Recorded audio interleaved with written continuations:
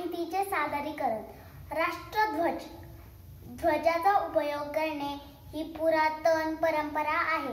प्रत्येक राष्ट्र वेगळेपणा दर्शविण्यासाठी ध्वजाचा वेगळा रंग, आकार वापरतात. राष्ट्रध्वज राष्ट्राचे मानचिन्ह होय. राष्ट्रध्वज राष्ट्राच्या सार्वभौमत्वाची निशाणी असते. राष्ट्रीय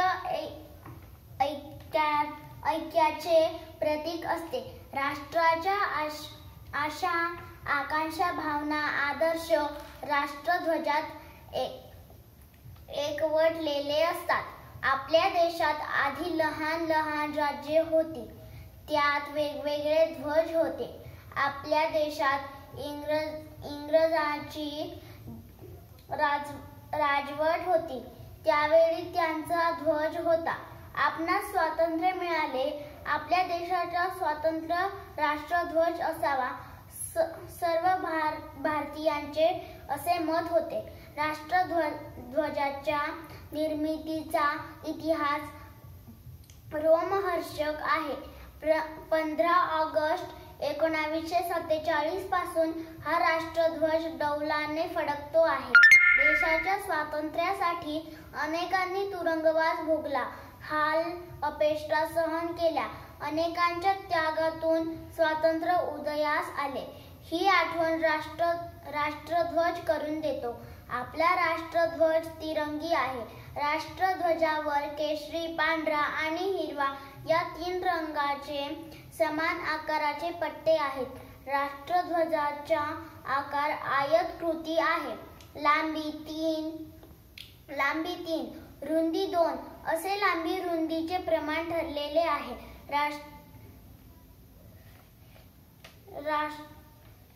राष्ट्रध्वजाचा केशरी रंग शौर्य, धैर्य, त्याग याचे प्रतीक आहे.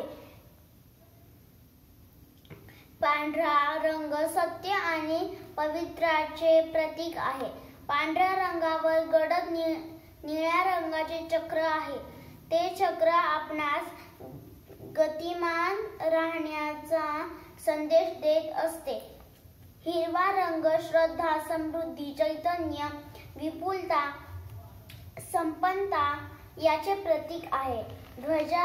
ध्वजारोहण. ध्वजाच्या मागच्या भागातून दोरी ओवावी. दोन्ही टोकांना सुई दोऱ्याने पक्की शिवलेली असावी.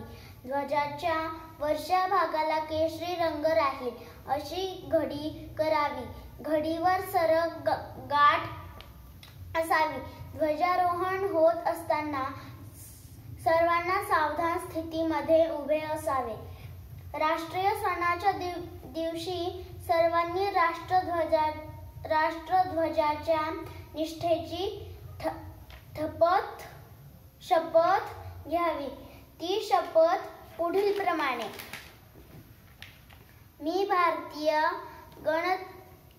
गणतांत्रिक गणराज्यप्रती ज्याचा हा राष्ट्रध्वज पाईक आहे त्याचा मी एकनिष्ठ राहण्याची शपथ घेतो. शेवटी ओठावर शब्द येतात. जयाच्या श्री केशरी रंग शोभे, ध्वजा पाहता पांढरा चित्त लोभे.